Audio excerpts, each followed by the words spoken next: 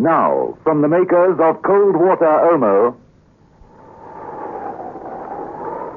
It was early morning, and the wind whistled down the main thoroughfare of Shoreham, a small suburban town south of London.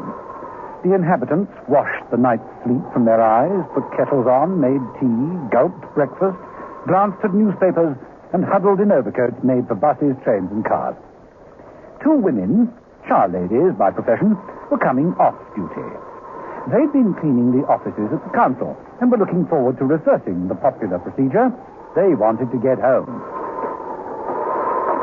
I'm awfully glad to get back and put the kettle on, Dave. Oh, you're telling me. Hope my old man's up and about. Mine's on early shift this week. Makes it difficult, you know. Never seem able to get together these days. You know what I mean? That could be an advantage. Sometimes I'd like to get rid of Bert for a day or two. Man, more trouble than they're worth. Well, look at that. There's one of them taking it seriously, pushing a tram at this time of the morning. I was going to take a baby for a walk at his house. Must be bonkers. Oh, come on, Elsie, don't let's hang about. If people want to act daft, let them, I say. Come on.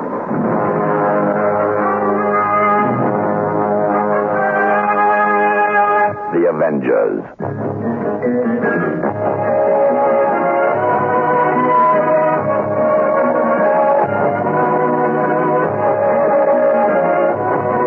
John Steed and Emma Peel, The Avengers.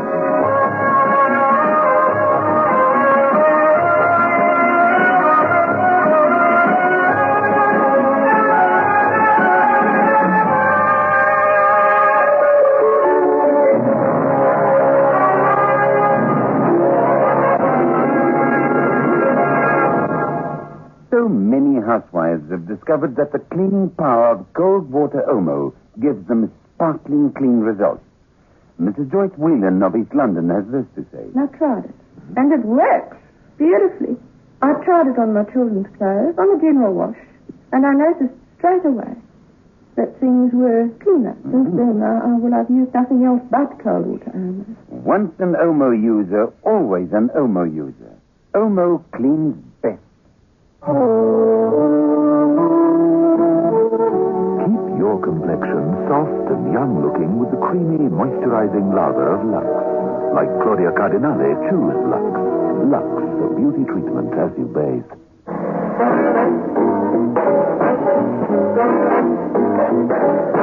Episode 1 of this story, in which John Steed and Emma Peel are assigned to an investigation which could lead both of them to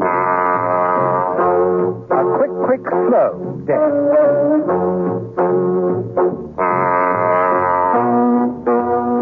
The two char ladies, plodding their way up the main street of Shoreham, turned round to watch the podgy figure of the man pushing the pram. It was an unusual sight, partly because of the early hour, and partly due to the man's appearance. He was short but powerful. His age was the wrong side of 40, and he was puffing a bit as he pushed the pram up the hill.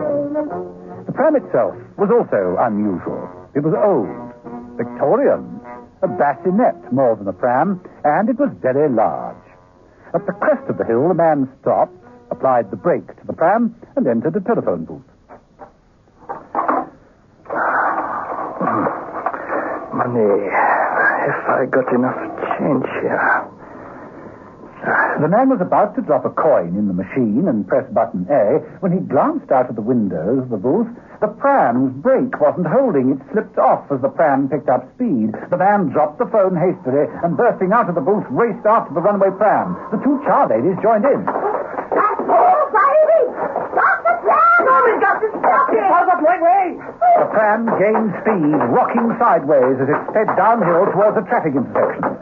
The man raced by the two women just as the pram reached the bottom of the incline. It bumped off the curb and careered into the center of the road. The man made a flying dive, grabbed at the handle of the pram, just touched it as...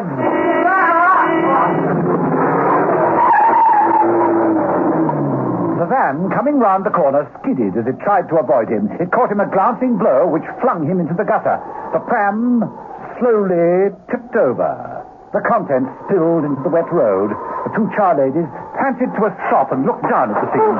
Oh, Oh, blimey. Look at that. Out of the pram. But he's not a baby at all. He's a fully grown man. In evening clothes. And he's dead. Shot.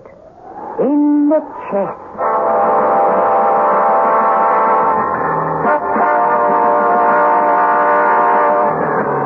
The weather that day improved considerably as the hours passed.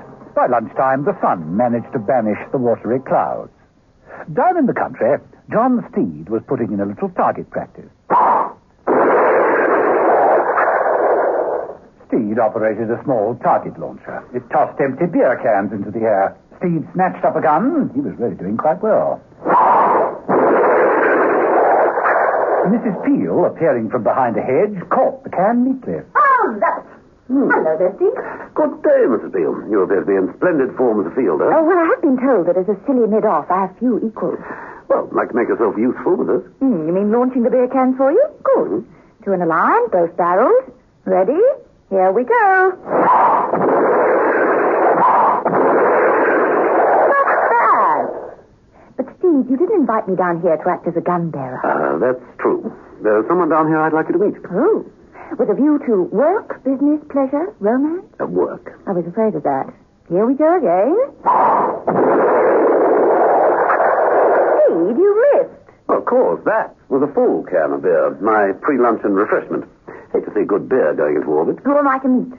Willie Fair. He used to be a top agent, but he's now relegated to traffic control. Traffic control? For incoming spies. He's the man who makes the general arrangements on their arrival. You know, he's used to their accommodation, money, necessary cover, all that sort of thing. And why should I meet him?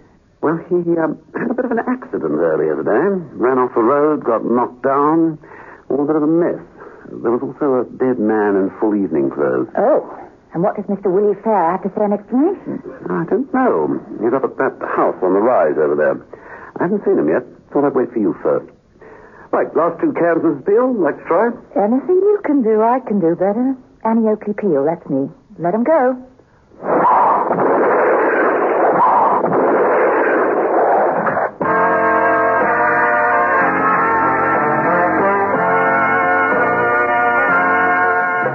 The house that Steed had indicated turned out to be a headquarters for interrogation. In one of the rooms, Captain Noble, a tough-looking army type, paced the floor. A holstered revolver on one hip made him look a dangerous man. He was. He just isn't saying anything, not a darn thing. The captain turned from Steed and Emma Peel and glared at the man sitting in an easy chair. There he sits, head bandaged, arm in a sling. Doctor says he's quite okay, not hurt much at all, but he just won't talk. You have a go, Steed. Steed approached the chair. Who was he, Willie? Who was the man in the pram? The man you were supposed to dump? Who was he? And why was he in full evening clothes? Willie made no reply. Didn't seem to hear Steed at all. Of course, it could be delayed concussion. I don't think so. Seems to me it's a case of good old-fashioned stubbornness. What about the dead man? Where does he lead us? Oh, he's completely unknown to us. Here's the suit he was wearing. Pockets were empty, all labels removed, and it had recently been dry cleaned. No clues at all? Not unless you count the fact that the suit didn't fit him well. Didn't fit him? No, the evening dress was not the perfect fit. Well, then, perhaps he hired it. Possible. Well, where does that take us? Now, our only hope of identifying that dead man is this. The captain flipped a photograph onto the table. Oh, what is this? Just a flowery design with the name Lucille engraved at the bottom. What is it, a sort of label? Yes, this is the only label that couldn't be removed. It's a photograph of a tattoo taken from the dead man's right arm. Oh, yes, well, I'm told it's a dying art. Well, I'll take the hired suit angle. You take the tattoo clue, Mrs. Peel. Shall we go?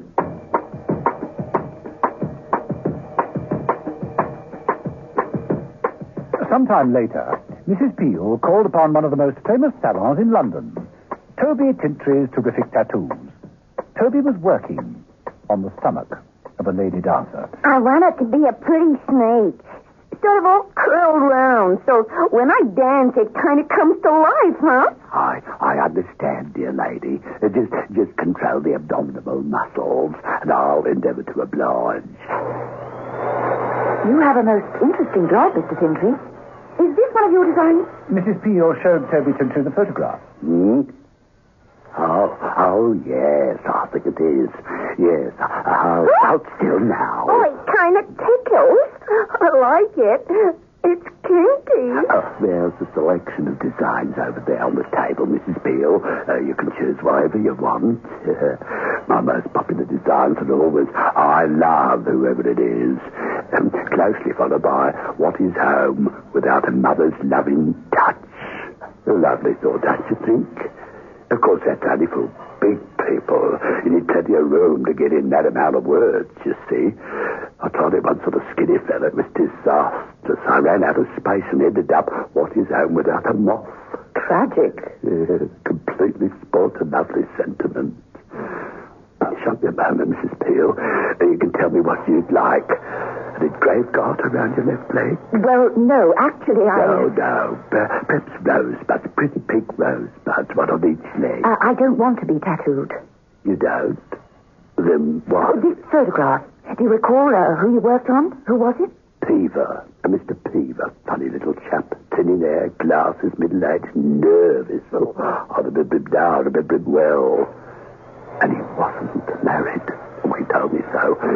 And you get to know a lot about people in this business. Get under their skins, so to speak.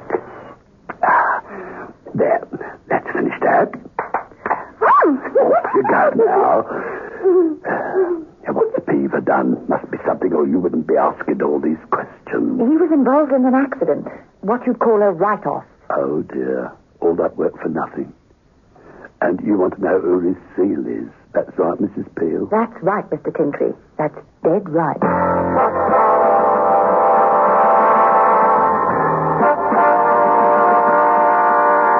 While back in the interrogation room, Willie Fair still sat motionless and lethargic. The captain continued to pace the room. Steed had left. They were alone. There was a knock at the door. Oh, that'll be food. The only time you open your mouth is to eat. The captain moved towards the door. Willie's eyes flickered, fastened on the revolver at the captain's belt.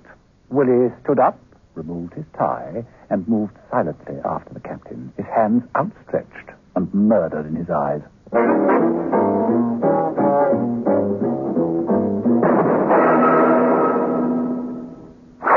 And with one last lurch, Sam Lacey finishes washing his dog in just 17 minutes, 45 seconds. Well done, Sam. Play any other sport? I lift a pint of beer now and then. You look very fresh, Sam. What deodorant do you use? Shield for sportsmen, of course. Why? It works. Shield for Sportsman deodorant won't stick, sting, or stain. In aerosol or roll-on, it's made to keep sportsmen cool and dry. Think what it can do for you. No dirt can stand up to the cleaning power of cold water Omo. Mrs. Whelan had to wash greasy overalls. And I thought, oh, well, I won't worry. I'll stick it into cold water over, and sure enough, every bit of grease is out. Once an Omo user, always an Omo user.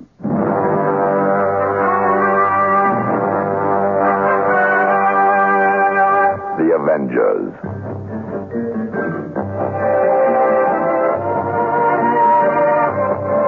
Listen every evening, Monday to Friday, to John Steed and Emma Peel, The Avengers. Brought to you by the makers of Cold Water Omo. The Avengers.